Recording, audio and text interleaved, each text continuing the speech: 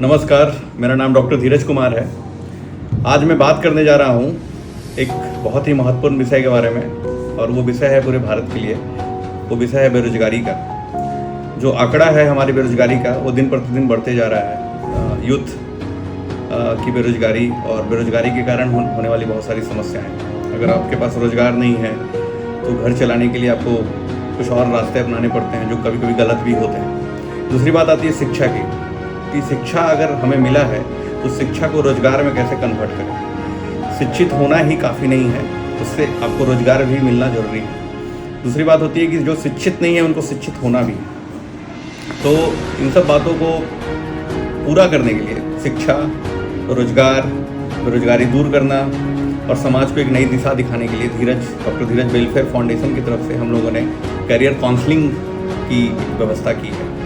तो क्या होता है, आप 10th में पढ़ रहे हैं, 11th में पढ़ रहे हैं, आपको पता ही नहीं होता है कि मुझे क्या करना है ज़िंदगी में। मैं बच्चों की बात करूँ, 8-9 वाले बच्चों की। मेरी पढ़ाई नवोदय से हुई थी। नवोदय में जब मैं पढ़ रहा था तो पता नहीं कहीं से दिमाग में आया कि मुझे डॉक्टर बनना है। तो एक दिमाग में वो बहुत दिन तक वो चीज़ें जो है चलती रही, और वो चीज़ जब मैं वहाँ से निकला 10th करके, तो मेरे दिमाग में बिल्कुल फोकस तय था कि मुझे बायोलॉजी ही लेना है, मुझे डॉक्टर ही बनना है। और मैंने उस तक उधर प्रयास किया, सफलता मिलती गई, और मैं इस प्रयास में आगे करता गया और सफलता मिलती गई। तो जो चीज़ें हैं वो बिल्कुल डिटरमाइंड थी मेरे दिमाग में, मुझे ये करना है। फोकस ज़रूरी होता है, लेकिन बहुत सारे बच्चों को आज के समय पता ही नहीं कि मुझे क्या करना है, मेरा एबिलिटी किस चीज़ के लिए है। सबका गुण अलग अलग है, सबको अलग अलग गुण मिला है। तो इन सब चीज़ों को बताने के लिए कभी कभी एक गार्जियन की ज़रूरत होती है, एक मेंटोर की ज़रूरत होती है। उस मेंटोर के रूप में हम लोग आपके पास आ रहे हैं। नालंदा जिला, जिसे ज्ञान की धरती कहा जाता है, उसी ज्ञान की धरती पे 4 मई को हम लोग पूरी टीम पहुंचने वाले हैं, जिसमें जो IAS हैं, IPS हैं, डॉक्टर्स हैं, इंजीनियर्स हैं, टीचर्स हैं, बैंक में जो काम कर रहे हैं वो भी हैं, आर्मी पर्सन हैं। तो सारे लोग रहेंगे। और ख़ास करके ये परसेंटेज की मैं बात करूँ, इस बार जो नीट का एग्ज़ाम होने वाला है, उस नीट के एग्ज़ाम में 23 लाख लोग अपीयर हुए हैं, 23 लाख बच्चे।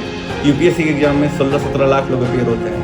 इन सबको पूरा मिला दो तो जनरल एग्ज़ाम का नाम आता है, जनरल कॉम्पिटिशन। उसमें इनसे भी ज़्यादा तादाद में बच्चे अपीयर होते हैं। सीट कितनी होती है नीट के एग्ज़ाम में? अगर सब कुछ कर दो, प्राइवेट कॉलेज, गवर्नमेंट कॉलेज, तो 1 लाख तक का ही एंट्री है। फिर 22 लाख बच्चे अगले साल फिर वो तैयारी करना शुरू करते हैं, या कोई दूसरा स्ट्रीम में चले जाते हैं। उसी तरह UPSC की बात है, 15-16 लाख लड़के, 1000 लोग का सिलेक्शन होना है। जनरल कॉम्पिटिशन भी सिमिलर है। तो कॉम्पिटिशन बहुत ही ज़्यादा टफ है, क्योंकि हम लोग में जनसंख्या बहुत ज़्यादा है।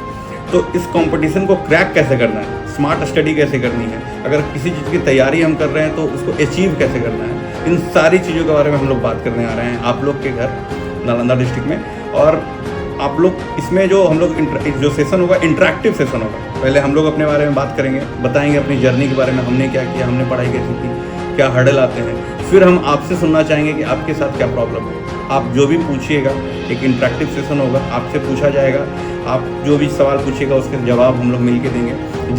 जिस चीज़ का होगा वो क्वेश्चन, उनके विशेषज्ञ बैठे रहेंगे, वो उस चीज़ का जवाब देंगे। धन्यवाद। मैं दिल से चाहता हूँ कि आप लोग जितने लोग हो सकें, स्टूडेंट जो तैयारी कर रहे हैं, जो तैयारी का मन बना रहे हैं, जो तैयारी करके फेल हो चुके हैं, जो नहीं समझ पा रहे हैं उन्हें क्या करना है, जो समझ चुके हैं क्या करना है बट कर नहीं पा रहे हैं, ये सारे लोग उस दिन आए और हम लोग मिल के उनकी दुविधा को, उनके संकट को दूर करेंगे। और हम रोज़गार तो देने नहीं आ रहे हैं, बट आपको उस लायक ज़रूर बना देंगे कि आप रोज़गार ले सकें। धन्यवाद।